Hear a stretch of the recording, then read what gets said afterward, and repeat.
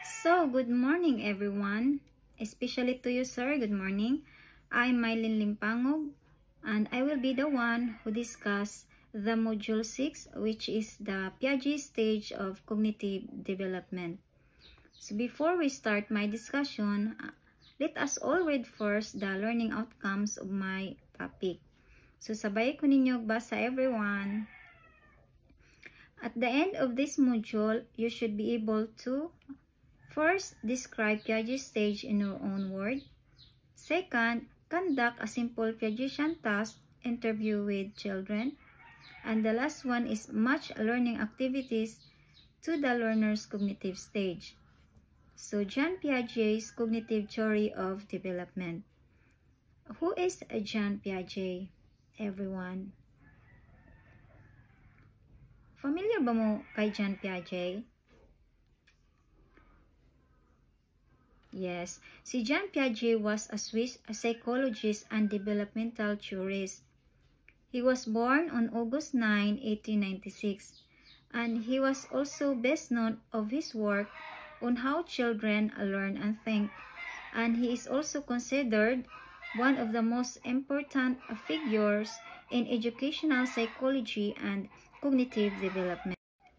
Jean Piaget's cognitive theory of development is truly a classic in the field of educational psychology. Why? Because it provides a foundational framework for understanding how children learn and think. So kaning cognitive developmental theory, diri gipokus ni Piaget how individual, especially katong mga children, mga bata, actively construct or naghimo sila knowledge through sa ilang mga experiences. So gitun-an jud ni Piaget kung unsa ang mga panghuna-huna sa mga bata, kung saan nila pagsabot sa kalibutan through sa ilang mga experiences nga naagian. So tungod ani si Piaget nag-observe siya sa iyang kaugalingong anak nga behavior. He observed his own children's behavior on a certain task during infancy and childhood. So, dito na-specified ni Piaget nga naay upat ka major periods corresponding to a different ages of developing a child. So, dito niya na-obserbahan nga every stages, it characterized by unique ways na ilahi nga pamaagi ang mga bata while sila nang huna-una og nagsabot sa kalibutan, while sila nagdako og nagtubo. So, have you noticed ba nga naobserbahan ba ninyo, kamo everyone, naobserbahan ba ninyo nga younger kids think differently when compared to older kids? For example, sa 2 years old versus sa 5 years old. Diba, naobserbahan ba nato nga different ang ilang panghuna-una through sa ilang age gap ba or while sila nag-adapt og mga information. Siyempre, lahi kay ilang panghuna-una sa younger kids versus older kids. Maybe you notice also nga ang katong mga batan-on, while sila nagtubo, there are mga drastic changes sa ilang panghuna-una, sa ilang cognitive domain. Nga, while sila nagdako, they grow older, daghan mga changes, labi na sa ilang panghuna-una, while sila nag-adapt og mga kanang experiences, information, while sila nagtubo. So dito naay upat ka cognitive concept si Piaget. These 4 concepts describe how individuals learn and how to adapt their environment through construction of knowledge. So ang number 1 aning is schema. Familiar ba mo aning schema, everyone? Are you familiar with the word schema? Kung daghan ni sila mo ni gitawag ni siya schemata. Schema refers to the cognitive structures by which individuals intellectually adapt to or organize their environment. So kaning schema mo ni siya nag-organize sa atoang panghuna-huna, nag-arrange sa atoang mga information sa atong utok. Mo ni siya nakatabang para ma-organize ug masabta nato ug ma-interpret nato ang mga new information sa ato ang mga experiences. Mao ni siya guidance. So if for example sa schema, nakita ninyo ang bata nga nagkaon og apple for the first time. So ang bata karon nana siya na learn about sa apple nga kani lingin, tamis og pwede makaon. So nana siya schema sa prutas. So the child now has a basic schema for fruits. So karon ang bata nana siya na learn nga ang prutas lingin, tamis og pwede makaon. So the child now has a basic schema for fruit. Maskin kita, when we are a baby, we build our own schema through our experiences. While we grow older, we create our own schema. So, nasabtan ninyo ang schema, everyone. So, next is assimilation. Next is assimilation. Assimilation is the process of fitting a new experience into an existing or previously created cognitive structures or schema. So, assimilation, mo na siya mga new experiences nga ma-fit sa atong schema. Mo na siya adding new information to our existing schema. For example, katong bata nga nagkaon gaina og apple. Pagkahuman ato, later on, ang bata nakakita og pear. Sa iyang pag-observe sa pear, sa iyang pag-describe sa pear, na ay diferensya sa shape compare sa apple nga iyang gikaon before. So, but still, gitistingan niya kaon, sweet gyapon og pwede makaon. So, ang the child says, still, this is a fruit. So, karon nanay bag-ong information ang bata nga nabutang atong existing schema. So, nag-add na siya line information about sa prutas nga ang apple pwede makaon, lingin, tamis. Ug kani pong pear, lahi-lahi lang siya size, shape, forma, pero tamis gyapon ug pwede makaon. Still fruit. So, nana siya new information, nagdugang nga information about atong prutas nga gikaon sa bata.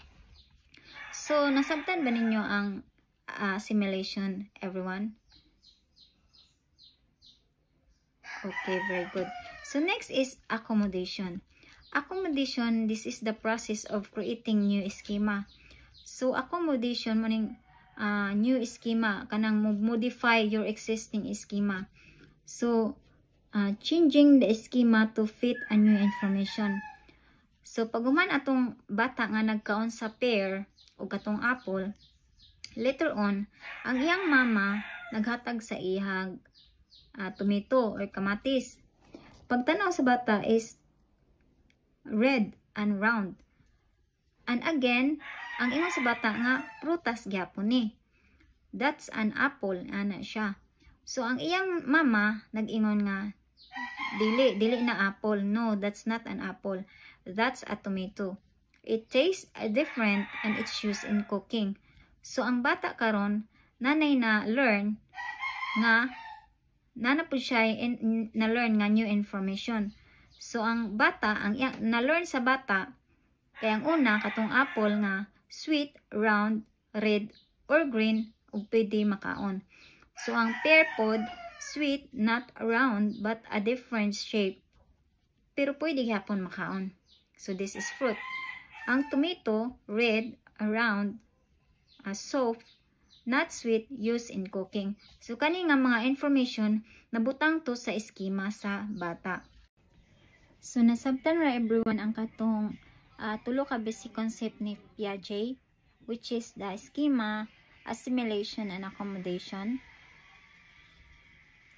So, very good. So, let's proceed to the fourth one, which is the equilibration. Equilibration is achieving proper balance between assimilation and accommodation.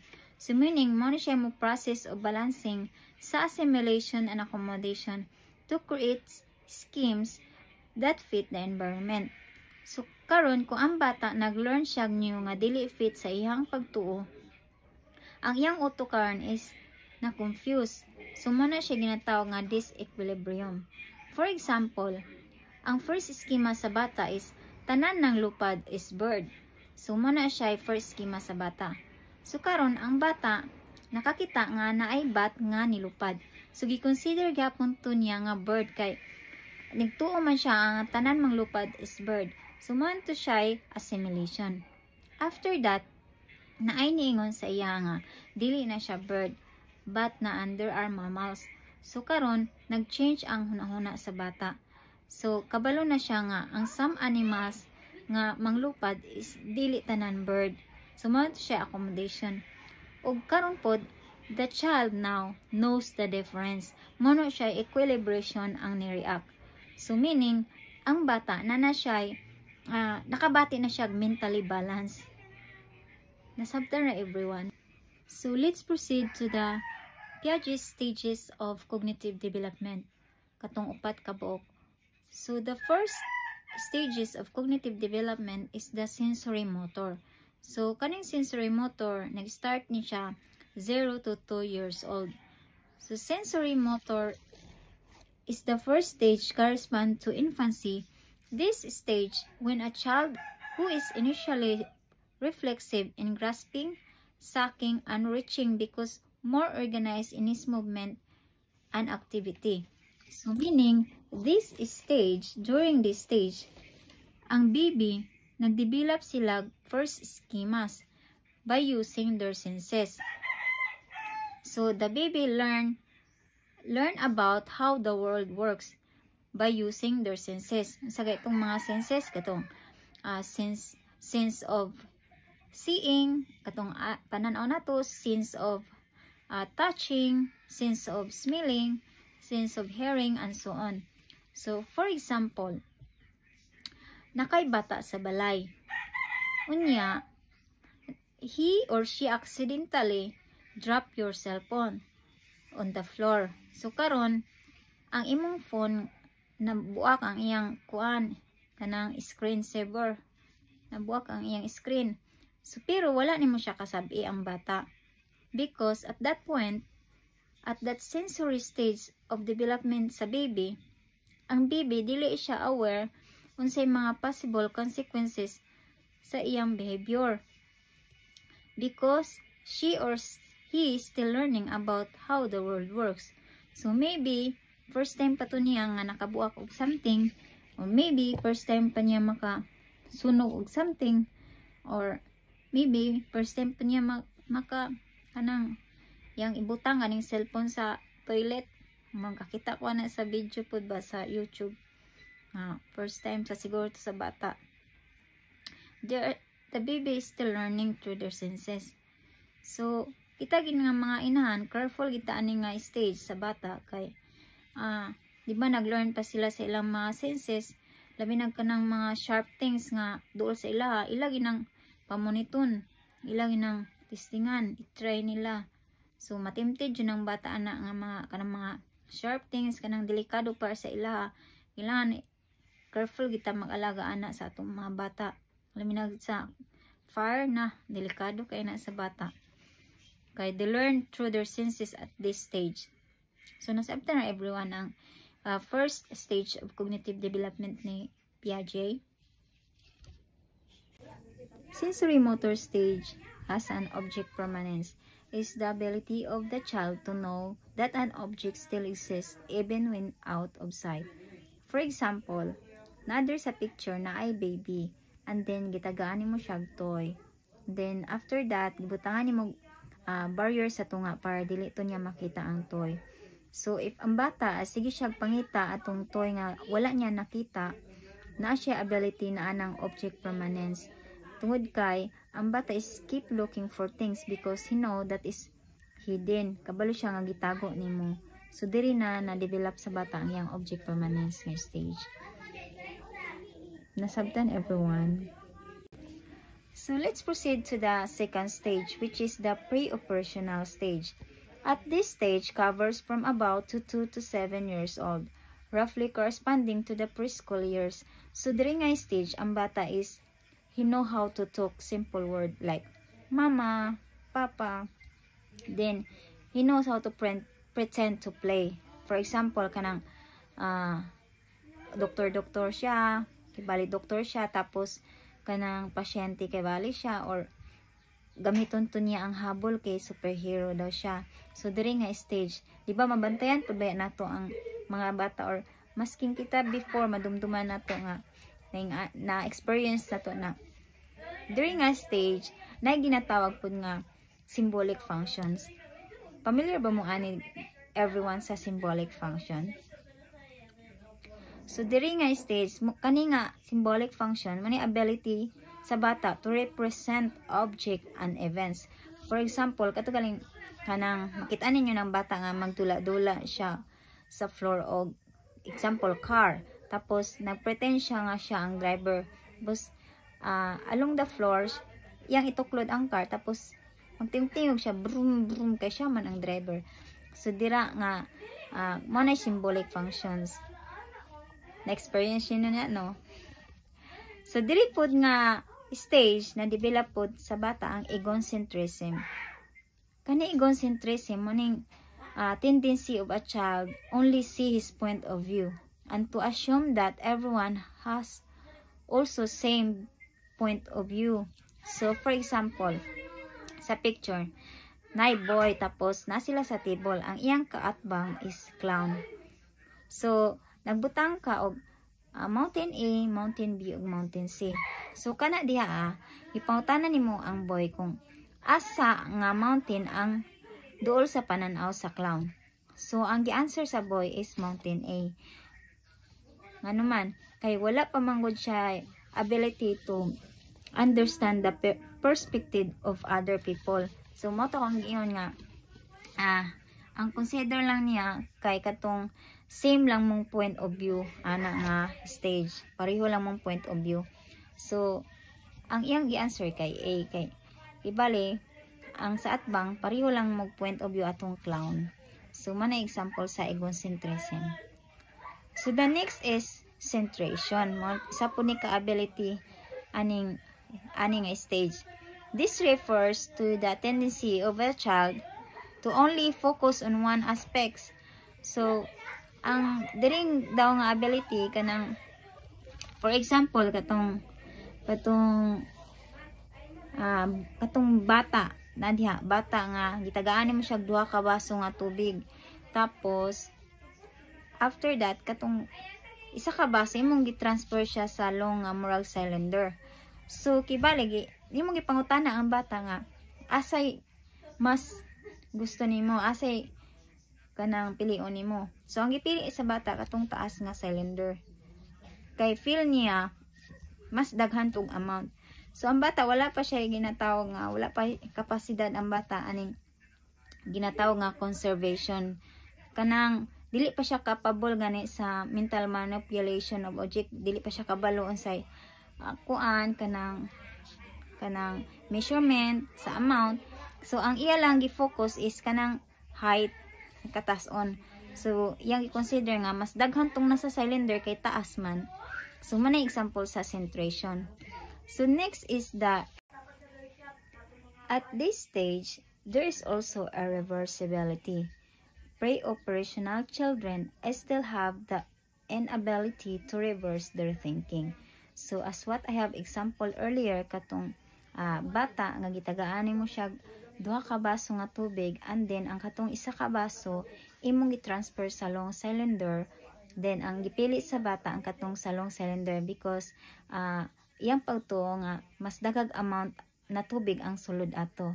So wala pa sila kabalo, they are not capable at this stage the reversibility thinking, meaning the child cannot mentally process the action to realize na same lang na siya amount. So muna a reversibility.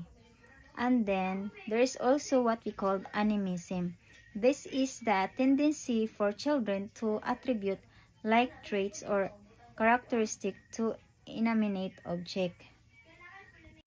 So para masabtan nato ning animism, for example kanang katong nagdula-dula itong bata itong karga ina, and then tungod sa sige siyang dula, so iyang pagtuo nga natoy kinabuhi ang car, so iyang gipapahulay, so naay kinabuhi ang car, kanang gikapoy na daw ang car, kailangan papahulayon. So man example sa animism, pagtuo sa bata nga tanan nakapalibot niya kanang kuan ba kanang naay kinabuhi, or for example kanang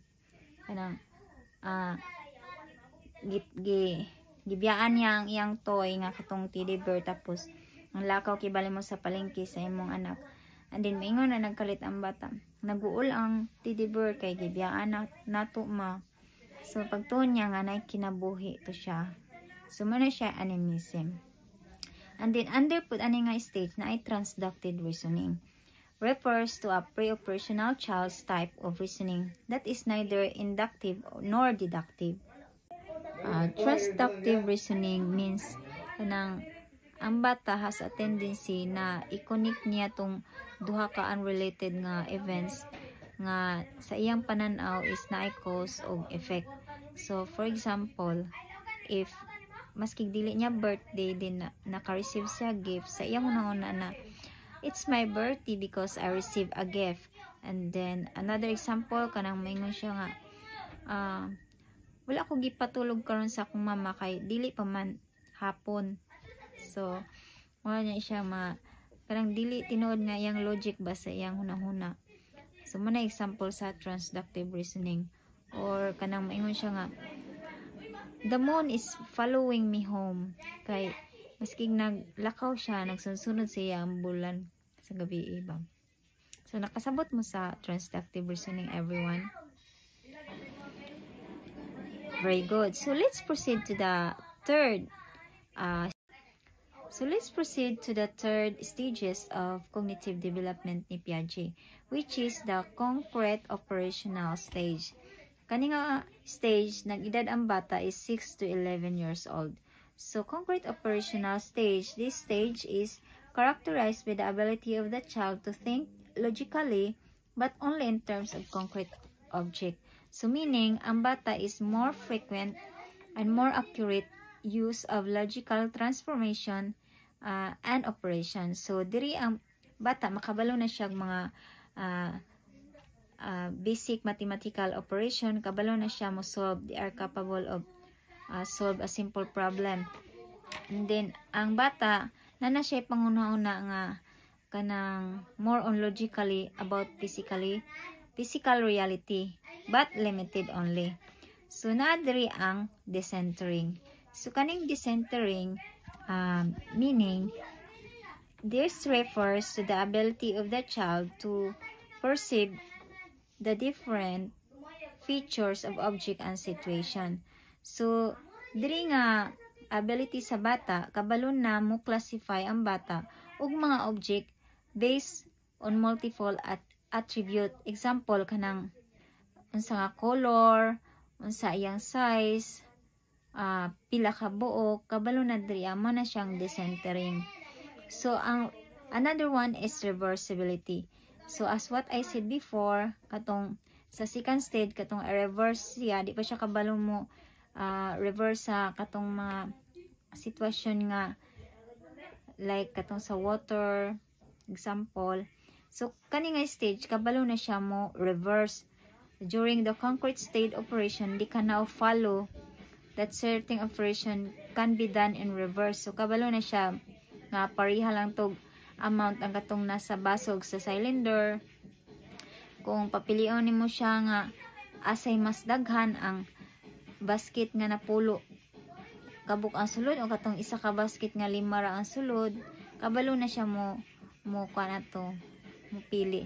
Then sa conservation, mo ni ginatawag nga ability sa bata nga to know that certain properties of object like numbers, mass, volume, or area do not change even if there is change in appearance. So for example, katong kanang stick sa kuan nya imo siyang piluon ay kanang i-bend nimo siya. So kabalo na siya nga same ra gyapon na siya katason kay gi-bend raman nimo siya. So kabalo na siya nga wala nimo siya giputol. So dire mo na siya kabalo na siya mo na siya conservation.